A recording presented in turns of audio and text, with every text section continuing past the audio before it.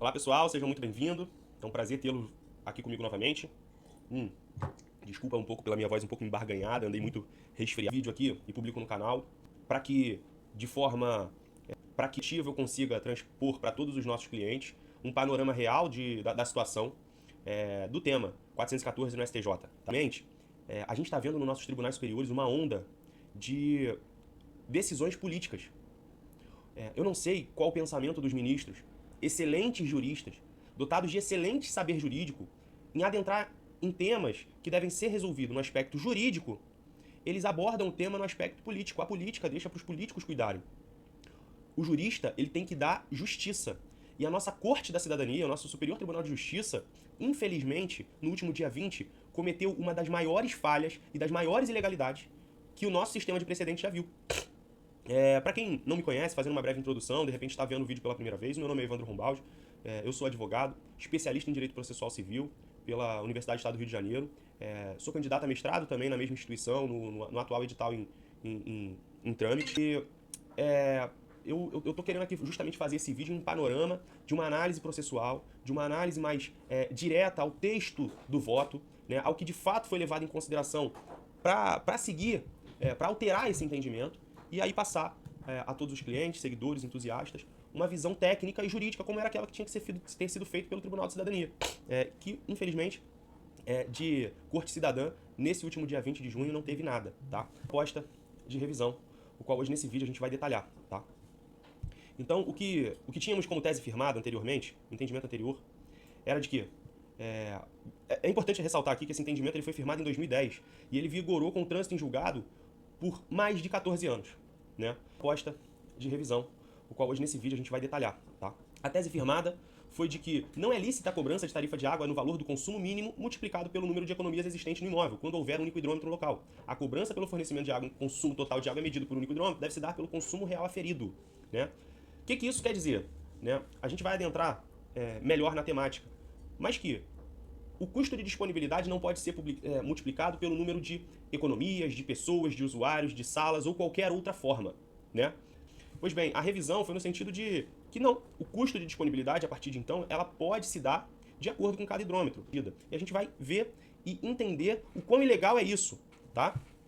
Aqui é importante a gente destacar o seguinte, essa é a nossa Constituição, o artigo 105 é aquele que dá, que estabelece os recursos de competência do Superior Tribunal de Justiça. Dentre eles, o item 3, o inciso 3, ele estabelece que o Tribunal de Justiça ele vai julgar em recurso em especial causas decididas em única ou última instância pelos tribunais regionais, pelos tribunais estaduais, dos distritos federais e territórios, quando a decisão recorrida contrariar tratado ou lei federal ou negar-lhes vigência. Ou seja, aquilo que tiver em lei federal compete ao STJ, a Corte Cidadã, dar a última palavra. Então a última palavra sobre matérias que tratem de lei federal tem que ser dada pelo STJ. Quem diz isso é a Constituição da República. Então, negou vigência à lei federal, o STJ tem como principal atribuição a atribuir a vigência que foi outorgada pela lei federal à Câmara dos Deputados e ao Senado, não é mesmo? Esse é o nosso sistema político. As leis são editadas e o Superior Tribunal de Justiça ele visa resguardar a aplicabilidade dessa lei. Esse é o cenário ideal. Pois bem, de que lei estamos falando? Aqui a gente vai passar diretamente agora aos votos, ao voto propriamente dito, e eu fiz aqui algumas ressalvas, tá? Isso por quê? Porque a principal diretriz, o principal objetivo desse recurso era o STJ analisar a matéria, né, sob a temática da lei federal. Qual lei federal? A 11.445 de 2007. Para quem não sabe, essa lei é a lei de saneamento básico, né? É a lei que regula todo o nosso sistema de saneamento básico no Brasil, né? E dentre os temas regulatórios dessa lei estão as tarifas, de que forma deve se dar e quais são os limites de aplicação tarifária. E aqui ele diz, as diretrizes de instituição de tarifa de água e esgoto estão lá previstas no artigo 29 da Lei 11.445, de 2007. Ali provavelmente a redação dele saiu errada, tá bom? Tá 2.207, é 2007. Né? Assim como os fatores a serem considerados na estrutura de remuneração, lá previstos no artigo 30. Então esses dois artigos, o 29 e o 30, eles devem servir de parâmetro balizador para a construção tarifária do nosso sistema de saneamento básico. Quem diz isso? É a jurisprudência? Não, é a lei, é o Congresso Nacional. Né? É indiretamente o povo que elege os seus representantes e esses vão lá e editam leis e normas do interesse popular. É assim que funciona. Antes disso, eu quero destacar aqui para vocês, né, o artigo 29. E o artigo 30, ó, aqui da Lei 11.445 de 2007, né, tem os aspectos econômicos e sociais. Aqui a gente verifica que essa lei, quando editada em 2007, o texto da norma ele sofreu diversas alterações. De que forma são feitas essas alterações? Por leis ou por medidas provisórias, que é do chefe do executivo, no caso o presidente da República, que tem prazo de validade, né, podendo ser prorrogada, mas tem um prazo de validade máximo, ou então, né, e no caso, se não for prorrogada, ela caduca, ou então por meio de lei federal, né, que vai alterar o texto daquela norma já vigente. E a gente teve um importante marco no ano de 2020, há 4 anos atrás, antes mesmo da afetação do tema pelo STJ. Aqui a gente pode verificar que esse marco é o Marco Legal do Saneamento, ele foi editado, o Marco Legal do Saneamento, pela Lei 14.026, que tramitou no Congresso Nacional, foi aprovada, publicada e surtiu seus efeitos, alterando o texto legal do artigo 29.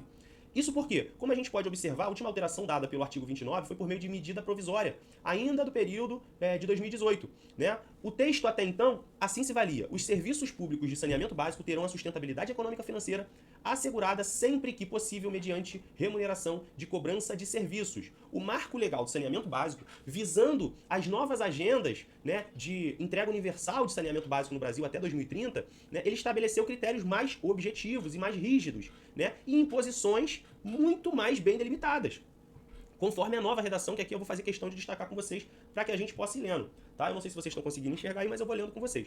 O novo artigo 29, assim, ele estabelece: os serviços públicos de saneamento básico terão sustentabilidade econômica financeira assegurada por meio de remuneração pela cobrança dos serviços, e, quando necessário, por outras formas adicionais, como subsídios ou subvenções. Tá?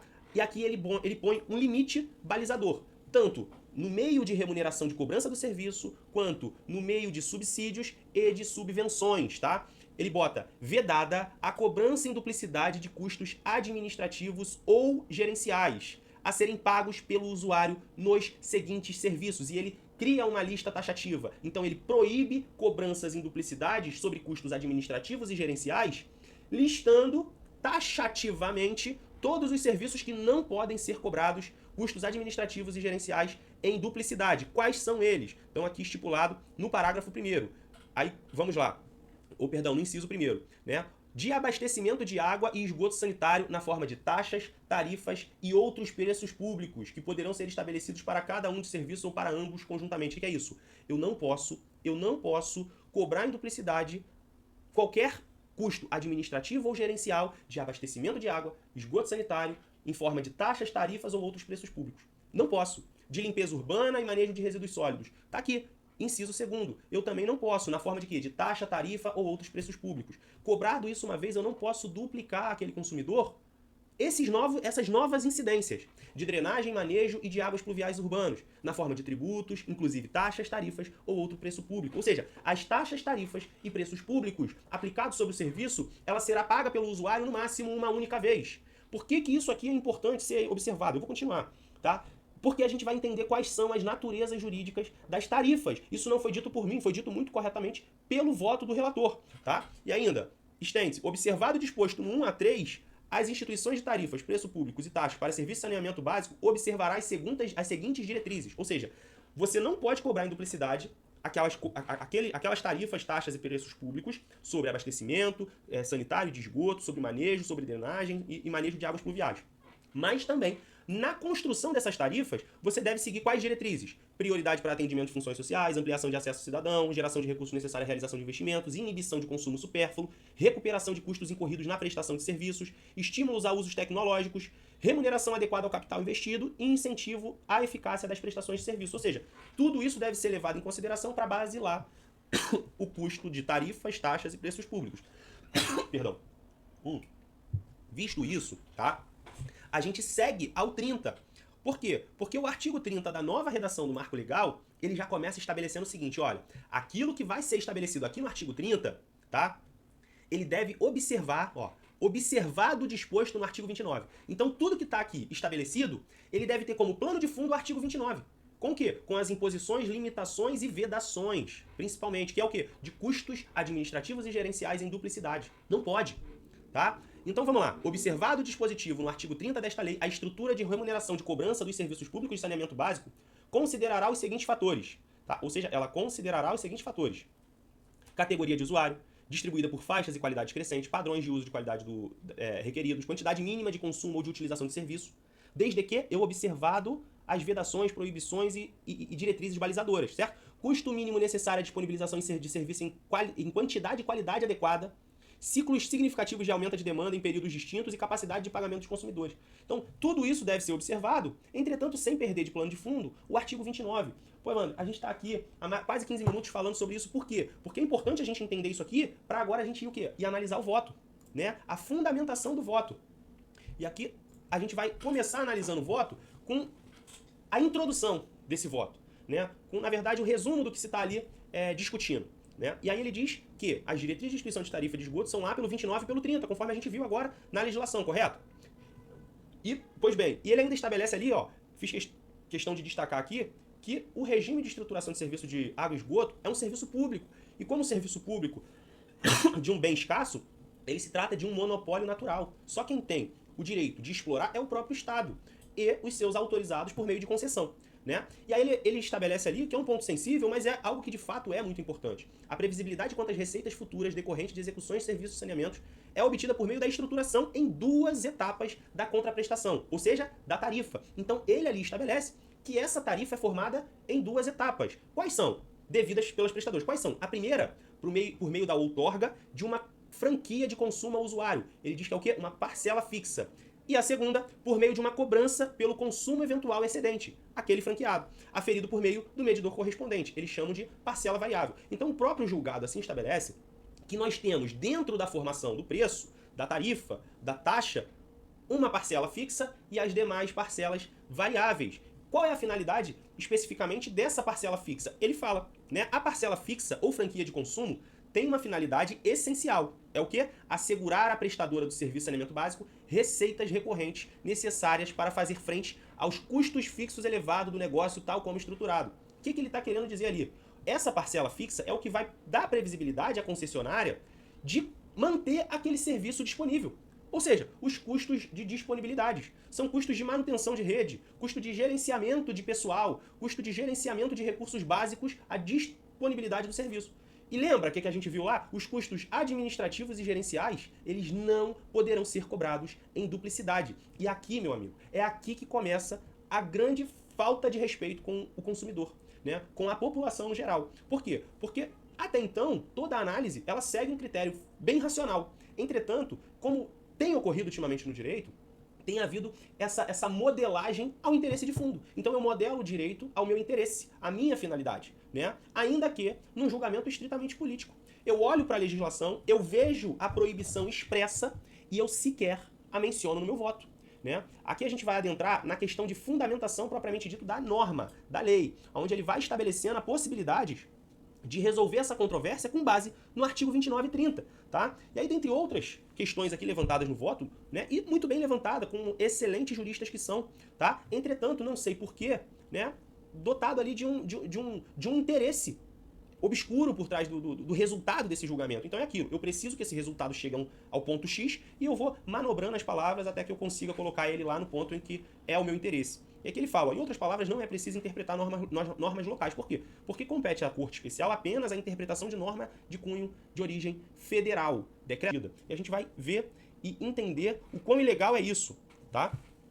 Aqui é importante a gente destacar o seguinte, essa é a nossa Constituição, o artigo 105 é aquele que dá que estabelece os recursos de competência do Superior Tribunal de Justiça.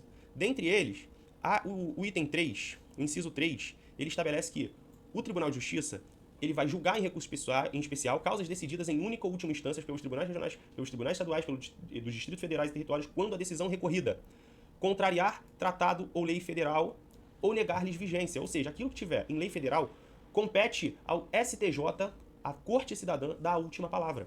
Então a última palavra sobre matérias que tratem de lei federal tem que ser dada pelo STJ. Quem diz isso é a Constituição da República. Então, negou vigência à lei federal, o STJ tem como principal atribuição a atribuir a vigência que foi outorgada pela lei federal à Câmara dos Deputados e ao Senado, não é mesmo? Esse é o nosso sistema político. As leis são editadas e o Superior Tribunal de Justiça ele visa resguardar a aplicabilidade dessa lei. Esse é o cenário ideal. Pois bem, de que lei estamos falando? Aqui a gente vai passar diretamente agora ao voto propriamente dito. e eu fiz aqui algumas ressalvas.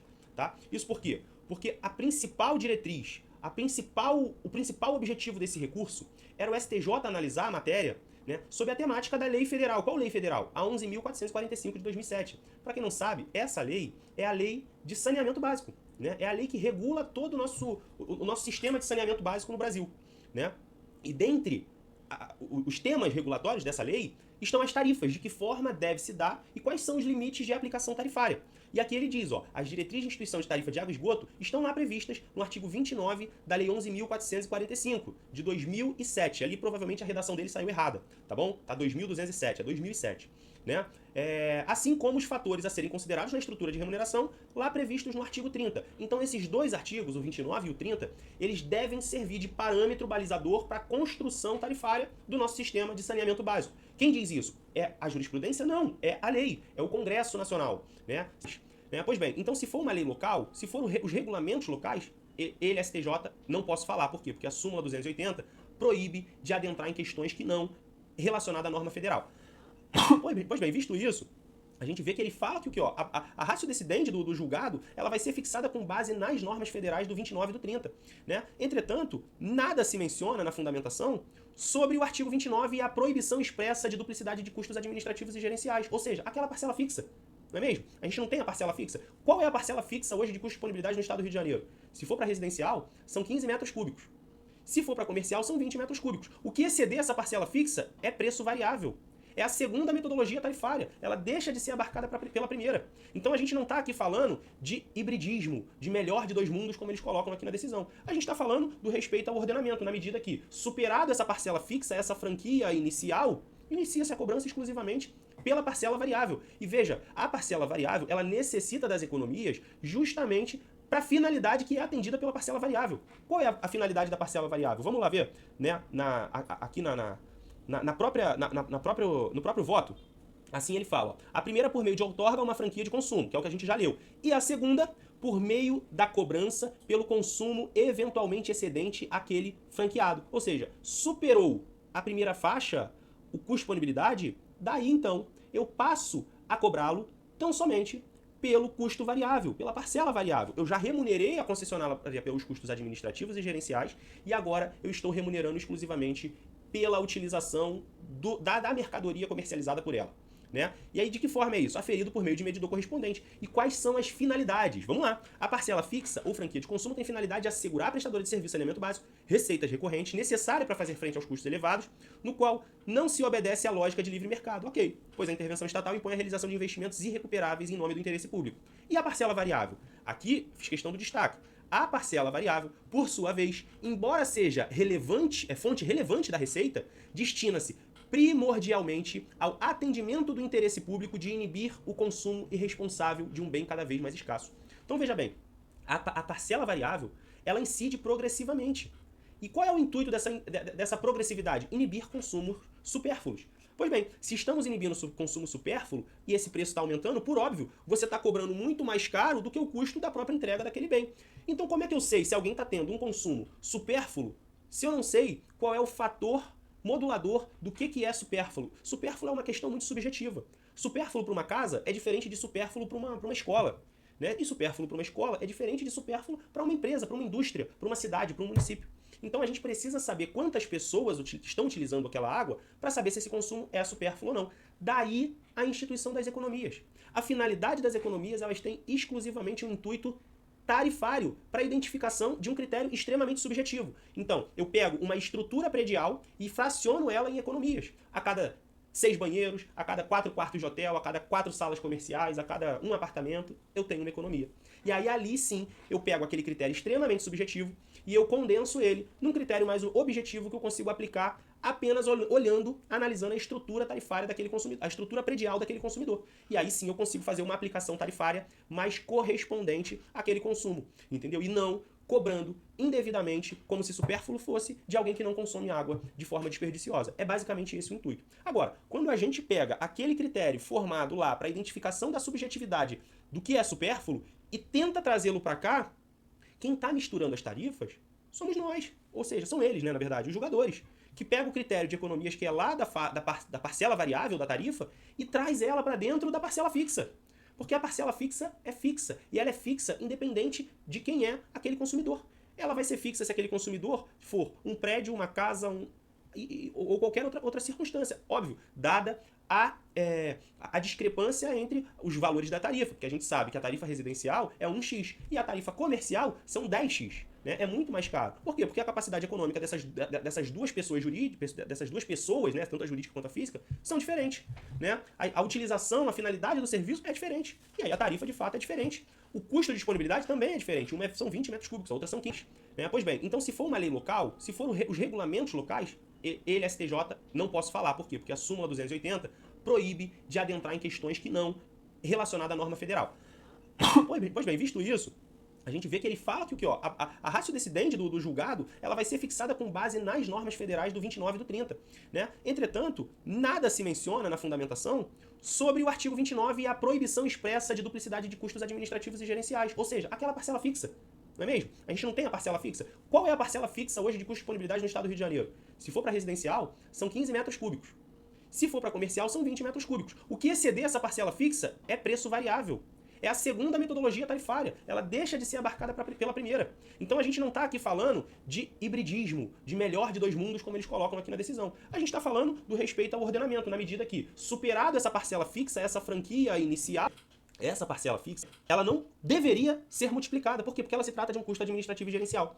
E como nós vimos, os custos administrativos e gerenciais são vedados às cobranças em duplicidade em forma de tarifa, taxa ou preço público.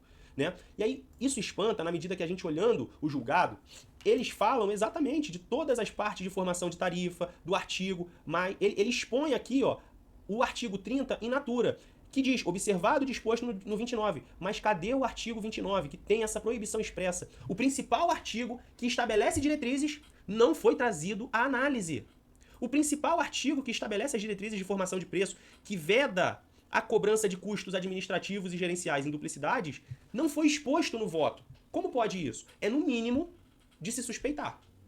Se você está analisando toda a viabilidade daquela temática sob a luz de dois dispositivos, como é que você deixa de fora essa parte tão importante da redação do artigo que está sendo avaliado? Né? Que é o quê? Vedada a cobrança em duplicidade de custos administrativos e gerenciais, a serem pagos pelo usuário nos seguintes serviços. Ele faz questão de listar todos os serviços, né? A ampliação de acesso, a geração de recursos, a inibição de consumo, supérfluo, a recuperação de custos incorridos, remuneração adequada, estímulo ao uso tecnológico, lei autoriza mesmo o preceito a adoção de subsídios tarifários e não tarifários, mas ele não menciona a vedação, a duplicidade de custos administrativos e gerenciais. Por quê? Por quê? Essa é a pergunta que se faz. Né? O principal dispositivo regulador, ele não é analisado para a vedação daquilo que efetivamente se discute. Se na parte fixa da formação de tarifa, eu posso incluir a multiplicidade de cobranças com base em economias, e não apenas em hidrômetros. Porque uma coisa é, se eu tenho um hidrômetro, eu tenho uma instalação, eu tenho um contrato. A economia não é um contrato. Tenta você, proprietário de um apartamento, ir lá na concessionária e falar, eu quero desligar minha água. Eles vão falar, olha, o problema não é com a gente fornece para o condomínio, você tem que ir lá e se resolver com ele. Não é mesmo?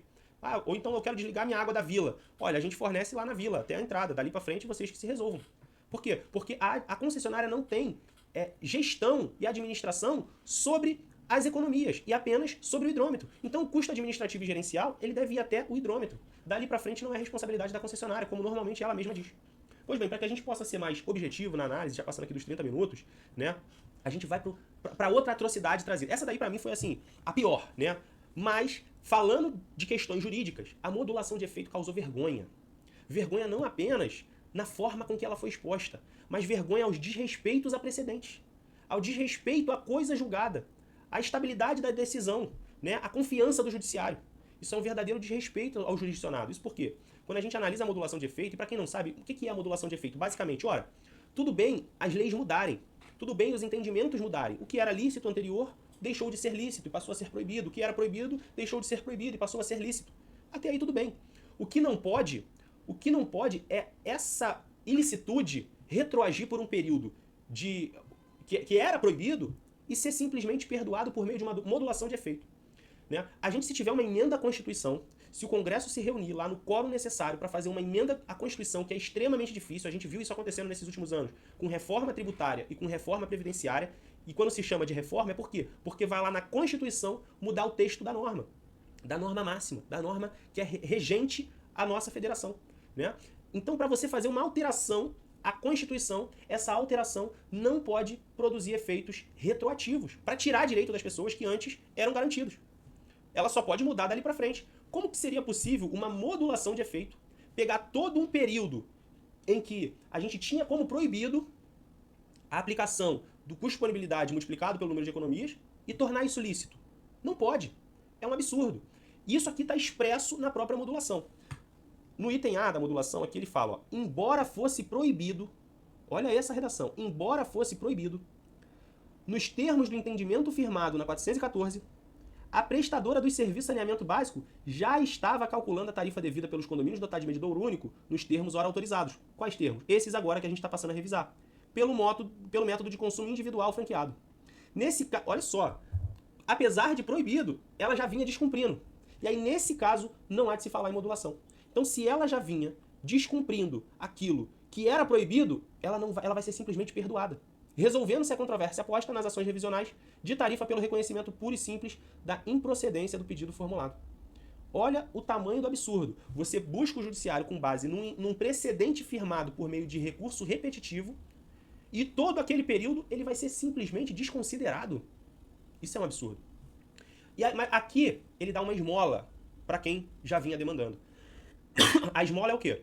Nos condomínios, né, que a tarifa devida, dotada de medidor único apenas pelo consumo real aferido pelo hidrômetro, ou seja, aquele método que de fato deveria ser utilizado, em razão de decisão judicial impositiva, lançada em ação revisional de tarifa ajuizada pelo condomínio. Nesses casos, autorizado pelo 927, ele propõe a modulação de efeito. Então, o que ele está falando, em outras palavras, é eu não vou modular efeito para julgar improcedente um período que eu tinha um entendimento já firmado, mas eu só vou modular efeito para quem tinha tutela de urgência não ter que devolver os valores que já foram cobrados naquela metodologia. Ela não deveria ser multiplicada. Por quê? Porque ela se trata de um custo administrativo e gerencial. E como nós vimos, os custos administrativos e gerenciais são vedados às cobranças em duplicidade em forma de tarifa, taxa ou preço público, né? E aí isso espanta na medida que a gente olhando o julgado, eles falam exatamente de todas as partes de formação de tarifa, do artigo, mas ele expõe aqui, ó, o artigo 30 in natura, que diz, observado o disposto no 29. Mas cadê o artigo 29, que tem essa proibição expressa? O principal artigo que estabelece diretrizes não foi trazido à análise. O principal artigo que estabelece as diretrizes de formação de preço, que veda a cobrança de custos administrativos e gerenciais em duplicidades, não foi exposto no voto. Como pode isso? É no mínimo de se suspeitar. Se você está analisando toda a viabilidade daquela temática sob a luz de dois dispositivos, como é que você deixa de fora essa parte tão importante da redação do artigo que está sendo avaliado? Né? Que é o quê? Vedada a cobrança em duplicidade de custos administrativos e gerenciais, a serem pagos pelo usuário nos seguintes serviços, mas podendo ser revogado. Então logo as decisões cheguem nos referidos processos. Mas podendo ser revogado, que pagou a mais, ele não vai ter o dinheiro de volta. Ele vai ter simplesmente uma compensação em forma de água. É basicamente isso que eles estão dizendo. E isso, gente, é extremamente inconstitucional, na medida que o precedente firmado, ele foi revisado. Isso é importante destacar. Então aqui, ó, a gente tem a revisão, o acórdão publicado a partir de agora. O máximo que poderia ser feito é declarar legal a partir de então. Essa decisão não pode retroagir para prejudicar o direito adquirido, com base no entendimento anteriormente adotado. Então, o que os condomínios brigam é para receber de volta esses valores que ficaram anos pagando a mais, mesmo tendo a jurisprudência ao seu favor, né? Mas, por uma questão de cunho extremamente político, fora isso que se desenhou. Assim, infelizmente, eu sei que o vídeo ficou longo, né? Ficou mais de meia hora, muito mais de meia hora, porque foi dividido em duas etapas aqui.